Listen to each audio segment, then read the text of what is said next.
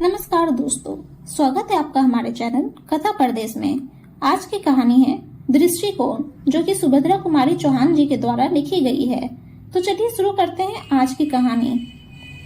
निर्मला विश्व प्रेम की उपासिका थी। संसार में सबके लिए उसके भाव समान थे। उसके हृदय में अपने पराये का भेदभाव न था। स्वभाव से ही वह मिलनसार, सरल, हंसमुख और नेक थी। साधारण पढ़ी लिखी थी। अंग्रेजी में शायद मैट्रिक पास थी, परंतु हिंदी का उसे अच्छा ज्ञान था। साहित्य के संसार में उसका आदर था और काव्य कुंज की वह एक मनोहारिणी कोकिला थी। निर्मला का जीवन बहुत निर्मल था। वह दूसरों के आचरण को सदा भलाई की ही नजर से देखती। यदि कोई उसके साथ बुराई भी करने आता तो निर्मला यही सोचती, कदाचित उद्देश्य से बुरा ना हो, भूल से ही उसने ऐसा किया हो। पतितों के लिए भी उसका हृदय उदार और क्षमा का भंडार था। यदि वह कभी किसी को कोई अनुचित काम करते देखती तो भी वह उसका अपमान या तिरस्कार कभी न करती। प्रत्युत मधुरतर व्यवहारों से ही यह उन्हें समझाने और उनकी भूल को उन्हें समझा देने का प्रयत्न करती। कठोर वचन कह के किसी का जी दुखाना निर्मला ने सीखा ही न था, किंतु इसके साथ ही साथ जितना वह नम्र, सुशील और दयालु थी, उतनी ही वह आत्माभिमानी, दृढ़ निश्चयी और न्यायप्रिय भी थी। नौकर चाकरों के प्रति भी निर्मला का व्यवहार बहुत दयापूर्ण होता। एक बार की बात है, उसके घर की एक कहारिन ने तेल चुराकर एक पत्थर की आड़ में रख दिया था। उसकी नियत यह था कि घर जाते समय वह बाहर के बाहर ही चुपचाप लेती चली जाएगी। किसी कार्यवश रमाकांत, जो उसी समय वहां पहुंच गए, तेल पर उनकी दृष्टि पड़ी। पत्नी को पुकार कर पूछा, निर्मला, यहाँ तेल किसने रखा है? निर्मला ने पास ही खड़ी हुई कहारिन की ओर देखा। उसके चेहरे की रंगत स्पष्ट बतला रही थी कि यह काम उसी का है, किंतु निर्मला ने पति को जवाब दिया, मैंने ही रख दिया होगा, उठाने की याद न रही होगी। पति के जाने के बाद निर्मला ने कटोरे में जितना तेल था उतना ही और डालकर कहारिन को दे दिया और बोली, जब जिस चीज की जरूरत पड़े मांग लिया करो। मैंने कभी देने से इनकार तो नहीं किया। जो प्रभाव कदाचित डांट फटकार से भी न पड़ता, वह निर्मला के इस मधुर और दयापूर्ण बर्ताव से पड़ा। बाबू रमाकांत जी का स्वभाव इसके बिल्कुल विपरीत था। थे तो वे डबल एमए, एक कॉलेज के प्रोफेसर, साहित्य सेवी और देशभक्त, उज्ज्वल चरित्र के नेक और उदार सज्जन, पर फिर भी पति पत्नी के स्वभाव में बहुत विभिन्नता थी। कोई चाहे सोचे हृदय से भी उनकी भलाई करने आता तो भी उसमें उन्हें कुछ न कुछ बुराई जरूर देख पड़ती। वे सोचते, इसकी तह में अवश्य ही कुछ न कुछ भेद है, कुछ न कुछ स्वार्थ होगा, तभी तो यह धन मन साहत दिखाने आया है, नहीं तो मेरे पास आकर इसे ऐसी बात करने की आवश्यकता ही क्या पड़ी थी। पतिति को तो वो बड़ी घृणा की नजर से देखते, उनकी हंसी उड़ाते। गिरने वालों को एक धक्का देकर वे गिरा भले ही दे, किंतु वह पकड़कर उसे ऊपर उठा के अपना हाथ अपवित्र नहीं कर सकते थे। वे पतितों की छाया से भी दूर दूर रहते थे। अपने निकट संबंधियों की भलाई करने में यदि किसी दूसरे की कुछ हानि भी हो जाए तो इसमें उन्हें अफसोस न होता था। वे सज्जन होते हुए भी सज्जनता के कायल न थे। कोई उनके साथ बुराई करता तो उसके साथ उससे दुनी बुराई करने में उन्हें संकोच न होता था। पति पत्नी दोनों को अलग खड़ा करके यदि ढूंढा जाता तो अवगुण के नाम से उनमें तिल के बराबर भी धब्बा न बिनता। ब्राह्मण जगत में उनकी तरह सफल जोड़ा, उनके सदृढ़ से सुखी जीवन कदाचित बहुत कम देख पड़ता। दूसरों को उनके सौभाग्य पर ईर्ष्या होती थी। उनमें आपस में कभी किसी प्रकार का झगड़ा या अप्रिय व्यवहार न होता, फिर भी दोनों में पद पद पर मतभेद होने के कारण उनका जीवन सुखी न रहने पाता। शाम सुबह निर्मला दोनों समय घर के काम काज के बाद मील 2 मील तक घूमने के लिए चली जाती थी। इससे शुद्ध वायु के साथ साथ कुछ समय का एकांत उसे कोई नई बात सोचने या लिखने के लिए सहायक होता, किंतु निर्मला की सास को बहू की यह हवाखोरी न रुचती थी। उन्हें यह संदेह होता था कि यह घूमने के बहाने न जाने कहां कहां जाती होगी, न जाने किससे किससे मिलकर क्या क्या बातें करती होगी। प्रायः वह देखा करती कि निर्मला किधर से जाती है और कहां से लौटती है। एक बार उन्होंने पूछा भी कि तुम गई तो इधर से थी, उस ओर से कैसे लौटी? निर्मला इसका क्या जवाब देती? हंसकर रह जाती। किंतु निर्मला की सास बहू की इस चुप्पी का दूसरा ही अर्थ निकालती।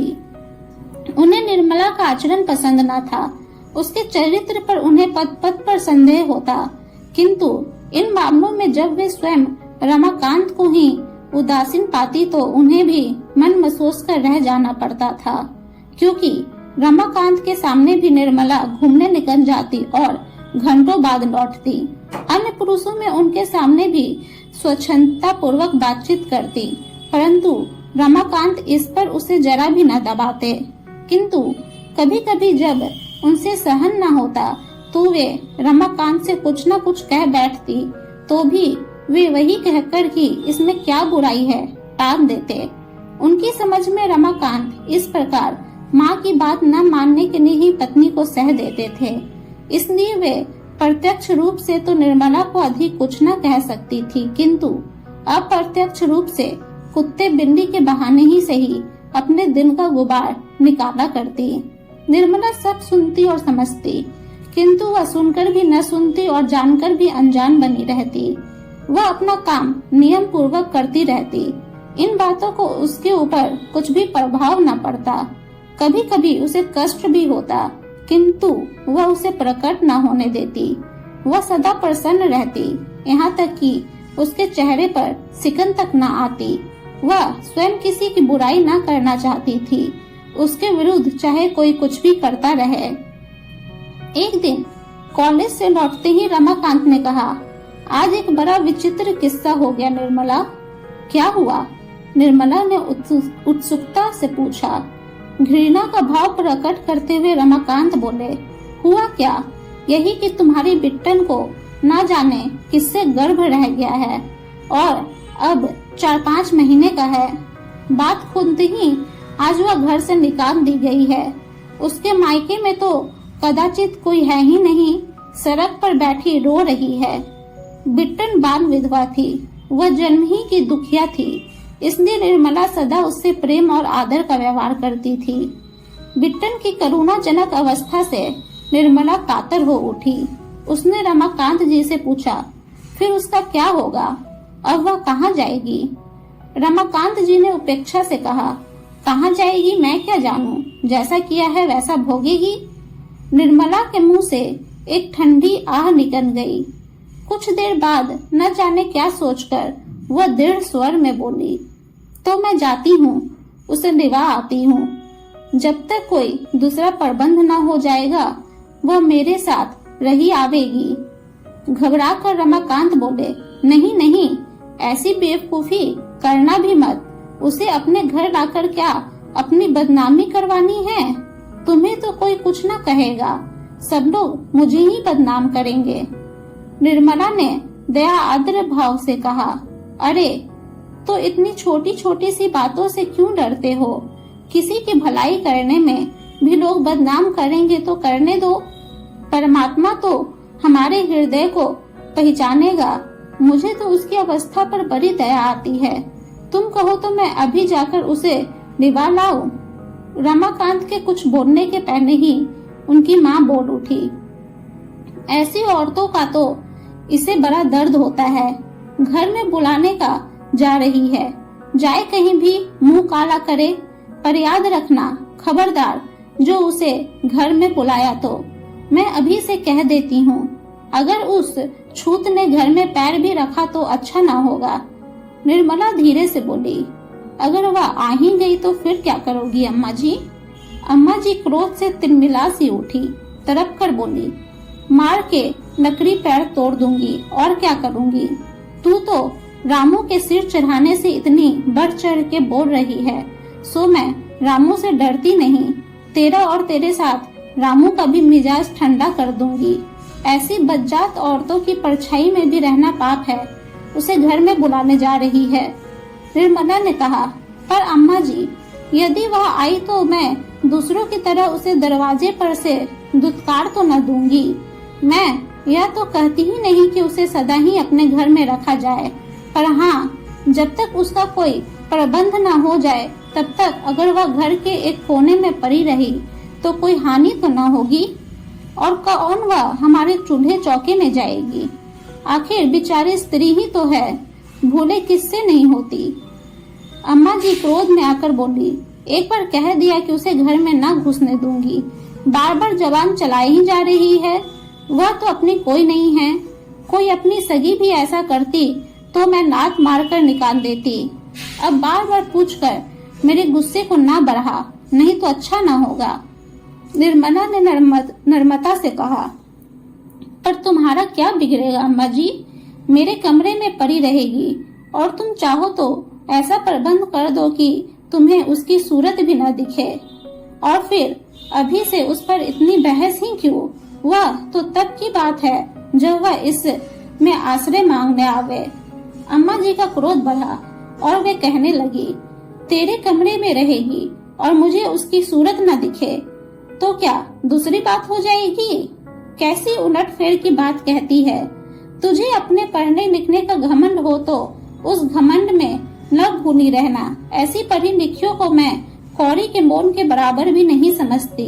धर्म कर्म से तो सदा 100 गज दूर, और ऐसी कुजात औरतों पर दया करके चली है धर्म कमाने। वाह री औरत, जिसे मोहल्ले भर में किसी ने अपने घर में न रखा, उसे यह अपने घर में रखेगी। तू ही तो दुनिया भर में अनोखी है ना, सब दूसरों को दिखाने के लिए कि बड़ी दयावंती है। जो भीतर का हाल ना जाने उसके सामने इतनी बन।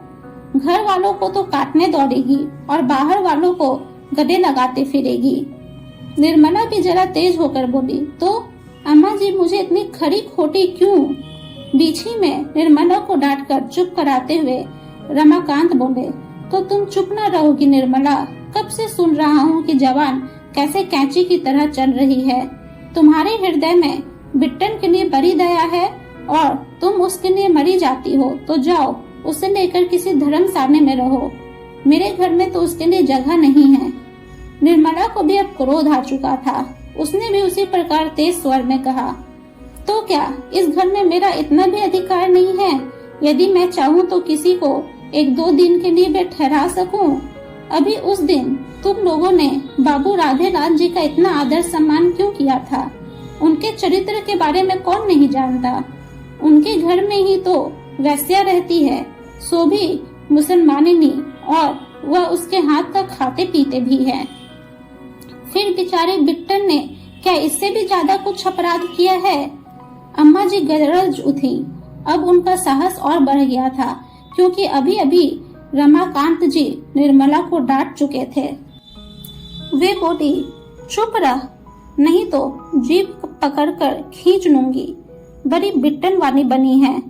बेचारी बिट्टन, तू भी बिट्टन सड़ीकी होगी, तभी तो उसके लिए मरी जाती है ना। जो सती होती है वे तो ऐसी औरतों की परछाई भी नहीं छूती। और तू राधे लाल के लिए क्या करती है? वह तो फूल पर का भंवरा है, आदमी की जात है, उसे सब शोभा देता है। 1 नहीं 20 औरतें रख ले, पर औरत आदमी की बराबरी कैसे कर सकती है? निर्मला ने सतेज और दृढ़ स्वर में कहा, बस अम्मा जी, अब मैं ज्यादा न सुन सकूंगी।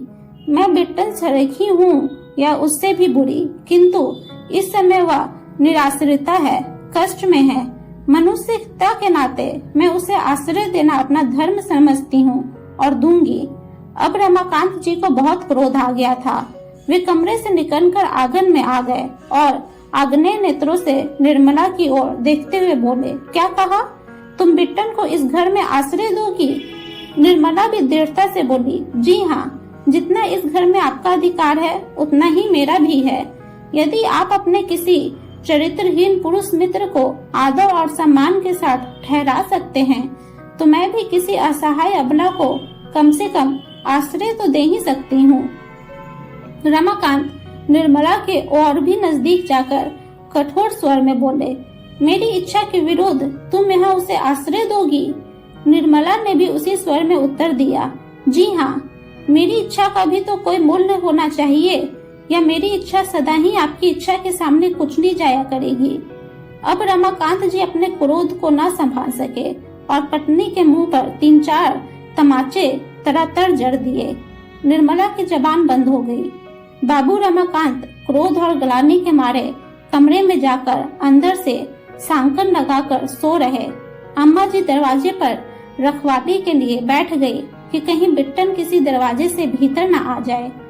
इस घटना के लगभग 1 घंटे बाद बिट्टन को जब कहीं भी आश्रय न मिला, तब उसने एक बार निर्मला के पास भी जाकर भाग्य की परीक्षा करनी चाहिए। दरवाजे पर ही उसे अम्मा जी मिली। बिट्टन को देखती ही वे कड़ी ललकार के साथ बोली, कौन है? बिट्टन, दूर, उधर ही रहना, खबरदार जो कहीं देहली के भीतर पैर रखा तो। बिट्टन बाहर ही रुक गई। निर्मला पास पहुंचकर शांत और कोमल स्वर में यह कहती हुई कि बिट्टन, बाहर ही बैठो बहन, मैं वही तुम्हारे पास आती हूँ। देहली से बाहर निकल गई। बिट्टन और निर्मला दोनों बड़ी देर तक लिपटकर रोती रही। निर्मला ने कहा, तुम्हारी तरह मैं भी बिना घर की हूँ बहन। यदि इस घर पर मेरा भी कुछ अधिकार होता तो मैं तुम्हें इस कष्ट के समय कहीं भी न जाने देती। क्या करूं, विवश हूँ। किंतु तुम मेरा यह पत्र लेकर मेरे भाई नलित मोहन के पास जाओ, वे तुम्हारा सब प्रबंध कर देंगे। उनका स्थान तो तुम जानती ही हो, पर रात के समय पैदल जाना ठीक नहीं। यह रुपये लो, तांगा कर लेना। ईश्वर पर विश्वास रखना बहन, जिसका कोई नहीं होता उसका साथ परमात्मा देता है। निर्मला ने 10 रुपए बिट्टन को दिए। वह पत्र लेकर चली गई। निर्मला घर में आई, एक चटाई डालकर बाहर बरामदे में ही पड़ी रही। सवेरे उसकी आंख उस समय खुली जब रमाकांत उठ चुके थे और उनकी माँ नहाकर पूजा करने की तैयारी कर रही थी। निर्मला नित्य की तरह उठकर घर का सब काम करने लगी, जैसे शाम की घटना की उसे कुछ याद ही न हो। यदि वह मार खाने के बाद कुछ अधिक भगझक करती या रोती चिल्लाती तो कदाचित अपनी इस हरकत पर रमाकांत जी को इतना पश्चाताप न होता जितना अब हो रहा था। उन्हें बार बार ऐसा लगता कि जैसे निर्मला ठीक थी और वे भूल पर थे। उनसे ऐसी भूल और कभी न हुई थी। कल ना जाने क्यों और कैसे निर्मला पर हाथ चला बैठे थे। उनका व्यवहार उन्हीं को 100 बिच्छुओं के दंशन की तरह पीड़ा पहुंचा रहा था। वे अक्सर ढूंढ रहे थे कि कहीं निर्मला उन्हें एकांत में मिल जाए तो वे पश्चाताप के आंसुओं से उसके पैर धो दे और उससे क्षमा मांग ले। किंतु निर्मला भी सतर्क थी। वह ऐसा मौका ही न आने देती थी। वह बहुत बच कर घर का काम कर रही थी। उसके चेहरे पर कोई विशेष परिवर्तन न था। न तो यही प्रकट होता था कि खुश है और न ही कि नाराज है। हाँ, उसमें एक ही परिवर्तन था कि अब उसके व्यवहार में हुकूमत की झलक न थी। वह अपने को उन्हीं 2-3 नौकरों में से एक समझती थी जो घर में काम करने के लिए होते हैं, किंतु उनका कोई अधिकार नहीं होता। उम्मीद है दोस्तों आप सबको यह कहानी पसंद आई होगी। अगर आप सबको यह कहानी पसंद आई है तो प्लीज हमारे चैनल को सब्सक्राइब और हमारे वीडियो को लाइक और शेयर जरूर करें। आप सबका हमारी कहानी को सुनने के लिए धन्यवाद।